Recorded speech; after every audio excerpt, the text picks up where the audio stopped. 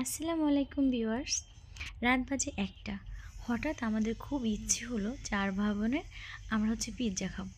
তো এত রাতে তো আমরা রেস্টুরেন্টে যেতে পারবো না, তাই আমরা বাসায় বাসায় থাকা উপকরণ দিয়ে পিৎজা তৈরি করব।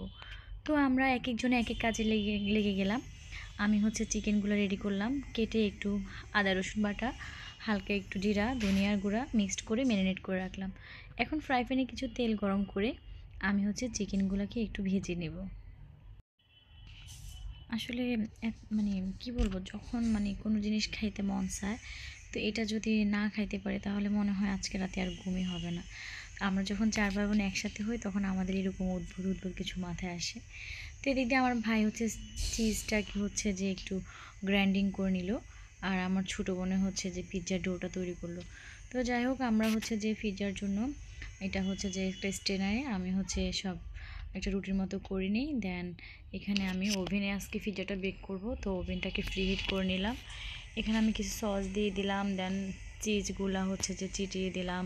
এখন চিকেন যে বেজে রাখা চিকেনগুলো দিয়ে দিলাম। বাসায় যা যা ছিল সব কিছু দিয়েই পিৎজাটাকে আজকে একদম ইয়ামি আর মজাদার করে নিব। দেন বাসায় অরিগ্যানো ছিল, তো পাউডার ওটাও দিয়ে দিলাম। এখন চলে আসলাম ওভেনের সামনে। আমার পিৎজার লুক দেখে মনে হচ্ছে এখনই খেয়ে ফেলি। তো আবার কিছু যে কাঁচামরিচ ফালি করে এটাকে দিয়ে দিলাম। দেন এটা পিৎজাটা ওভেনে বেক করার জন্য দিয়ে দিলাম। তো এখন পিৎজাতে দিয়ে আমি এটাকে স্টার্ট করে দিলাম। ১২ মিনিট, প্রায় ১৩ মিনিটের মতো এটা আমি বেক করে নিলাম। দেখেন গাইস, আমার পিৎজার লুকটা দেখে ওয়াও, মনে যে কি বলবো, একদম রেস্টুরেন্টের পিৎজার মতো। তো যাই হোক, বাসায় থাকা উপকরণ দিয়ে কিন্তু আজকের পিৎজাটা তৈরি করে ফেললাম। পিৎজাটা যখন নামাই তখন কি বলবো, পিৎজা স্লাইডস করার আগেই যে কাড়াকাড়ি শুরু হয়ে গেছে পিৎজা খাওয়ার জন্য। তো আমরা ভাই বোন যখন একসাথে হই খুবই মজা করি। তো অনেক গরম ছিল, ফাইনালি পিৎজাটা আমি একটু টেস্ট করি, খুবই ইয়ামি ছিল।